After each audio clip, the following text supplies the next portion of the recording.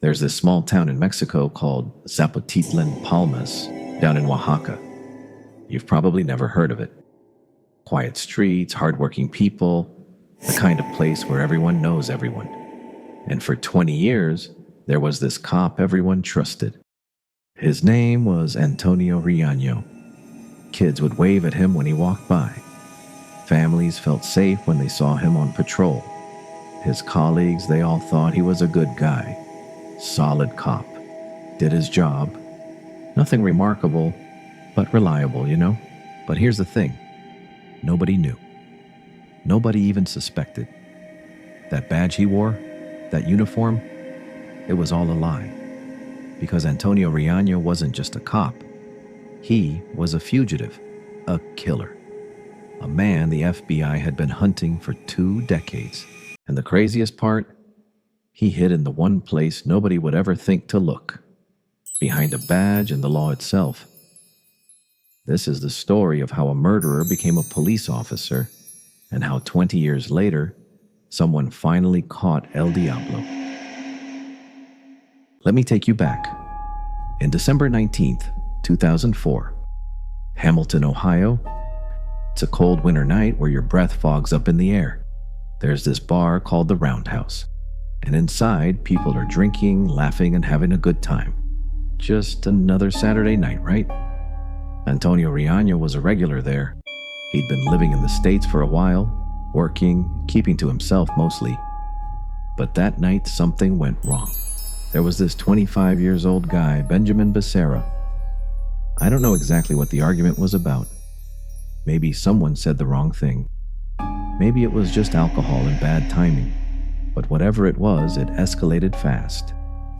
Witnesses inside the bar said the two men started arguing. Voices got loud. You know how it goes. Someone suggests they take it outside before the bartender kicks them both out. So they step out into the parking lot. A few people watch from the windows, probably expecting to see a fist fight or some shoving. That's usually how these things go, but Antonio Riaño had a gun. One shot and Benjamin Becerra dropped to the pavement, dead before he even hit the ground. Can you imagine that moment? 1 second you're in an argument, adrenaline pumping, maybe thinking you'll throw a punch or two. And the next second, you're standing there with a gun in your hand and a dead man at your feet. The surveillance cameras outside the bar caught every second of it. Antonio stood there for maybe 5 seconds, just staring. And then he made a choice and ran away. He jumped in his van and sped off into the night. Left everything behind. His apartment, his life, whatever he'd built in Ohio. Just gone. Police arrived at the scene 10 minutes later. Witnesses gave their statements. The surveillance footage was crystal clear. There was no question about what happened or who did it. Antonio Riaño was indicted for first-degree murder. His face went up on wanted posters. He was featured on America's Most Wanted. The whole nation was looking for him. But Antonio, he vanished. Investigators thought he might have gone to New Jersey first. There were some reports. But then the trail went cold. They figured he probably crossed back into Mexico. And once you're across that border, finding someone becomes a whole different game. Benjamin Becerra's family waited for justice. Weeks turned into months. Months turned into years. The case grew colder and colder. Detectives moved on to other cases and hope started to fade. And somewhere in Mexico, Antonio Riaño started building a new life. Now here's where the story gets absolutely insane. When you're on the run, when you're a fugitive hiding from murder charges, you'd think you'd keep a low profile, right? Maybe change your name, live in the shadows, constantly look over your shoulder. That's what most people do. But Antonio Riaño, he did something nobody would ever expect. He became a police officer. Yeah, you heard that right. The man wanted for murder in the United States somehow joined the police force in his hometown. He went through training. He somehow passed background checks. Or maybe there weren't any real background checks, but he got his badge, his uniform, his gun. All of it legal.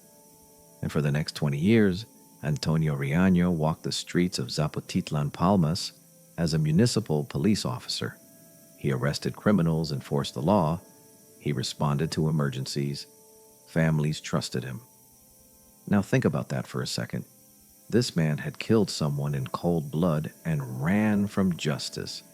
And then he spent 2 decades pretending to be the good guy, wearing the uniform, carrying the authority, playing the hero. It's the perfect disguise when you think about it. Who would suspect a cop of being a fugitive? Who would question someone in uniform? He hid in plain sight, protected by the very system he was running from. But here's what really gets me. During those 20 years, how many times do you think he arrested someone? How many times did he put handcuffs on someone and lecture them about breaking the law? How many times did he stand there in that uniform, judging criminals, knowing full well what he'd done? The hypocrisy is staggering. And you have to wonder, was this his only crime? Or were there others? When you're capable of hiding something like this for 20 years, what else are you hiding? Fast forward to 2024, 20 years after the murder. Benjamin Becerra's family had mostly given up hope. Antonio Riaño had gotten away with it. But the U.S. Marshals in Ohio never fully let it go. Cold cases don't always stay cold forever. Sometimes all it takes is one new piece of information, one tiny break. And that break came from social media. Someone, maybe another investigator, found a profile. Photos of a man in uniform, location tagged. Posts mentioning Zapotitlan Palmas, Oaxaca. And when they looked closer at the face in those photos, they realized something. It was him, the devil, the fugitive they'd been hunting for 20 years.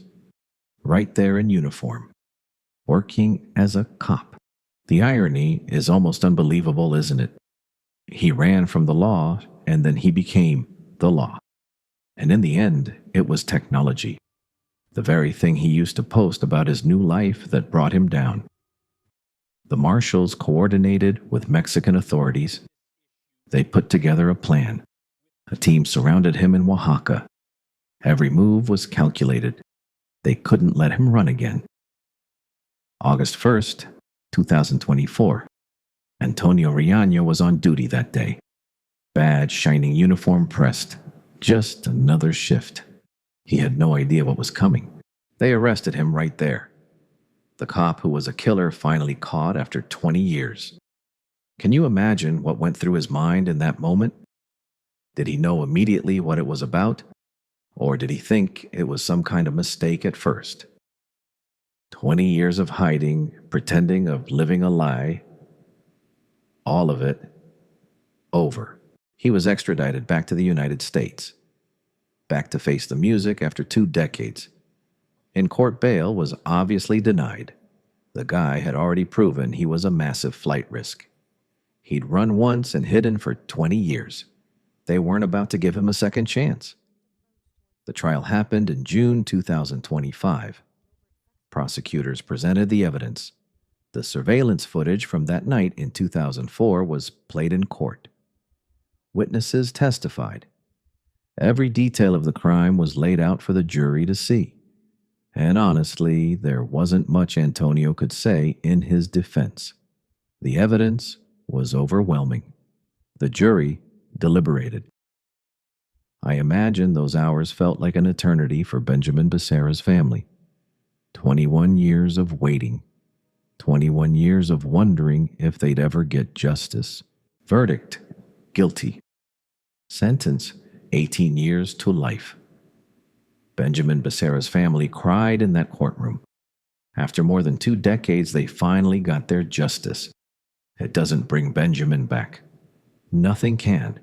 But at least they got closure. At least they got to see the man who killed him finally face consequences. El Diablo was finally unmasked. But here's what keeps me up at night about this story. For 20 years, Antonio Riaño arrested people. He enforced the law. He carried a gun legally while being wanted for using one to commit murder. He judged others while being guilty himself. He looked criminals in the eye and told them they'd broken the law. The hunter was also the hunted. And nobody knew that El Diablo, the devil, was hiding in the last place anyone would look, behind the illusion of authority and trust. And for 20 years, nobody questioned it. Nobody suspected. He was just another cop doing his job. The devil wore a badge for 20 years. But in the end, the devil got caught. Stay vigilant out there. You never know who's hiding behind a friendly face. You never know what secret someone might be carrying. That cop who pulled you over last week? That teacher at your kid's school? That neighbor who waves at you every morning? Most of them are probably exactly who they seem to be, good people. But some of them are running from something. And you'd never know until it's too late. If this story gave you chills, hit that like button. Subscribe for more dark true crime cases that'll keep you thinking long after the video ends. Drop a comment and let me know. Did this story shock you?